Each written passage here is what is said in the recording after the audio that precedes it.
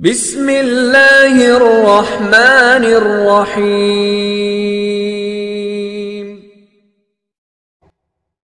عورت دو شوہر کیوں نہیں رکھ سکتی؟ امام اعظم ابو حنیفہ سے سوال۔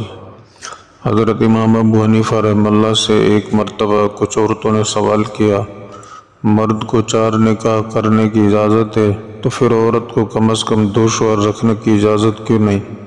آپ نے فرمایا اس کا جواب کسی اور وقت دوں گا، اور اس الجھن میں گھر کے اندر تشریف لے گئی۔ جب آپ کے صاحبزادے حنیفہ نے آپ کا چہرہ اترا ہوا دیکھا تو پوچھا کہ ابا جان آپ پریشان کیوں ہیں؟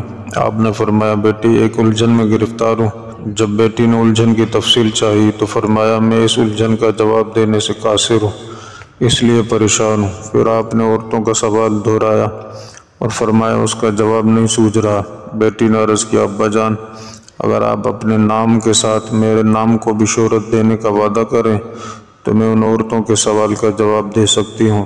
جب آپ نے وعدہ کر لیا تو صاحبزادی نے عرض کیا کہ آپ ان عورتوں کو کہہ دیں کل میرے پاس جمع ہو جائیں۔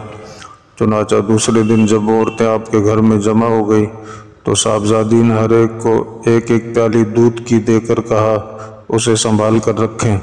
پھر ایک بڑا پیالہ سامنے رکھا اور کہا کہ اپنی پیالی کا دودھ اس پیالے میں ڈال دیں۔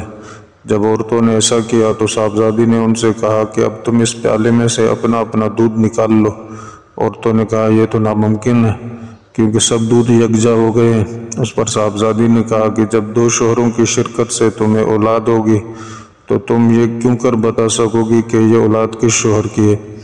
اس جواب کو سن کر وہ عورتیں حیران رہ گئی اور امام صاحب نے اس دن سے اپنی کنیت ابو حنیفہ اختیار کی اور اللہ تعالیٰ نے نام سے زیادہ کنیت کو شہرت عطا فرمائی۔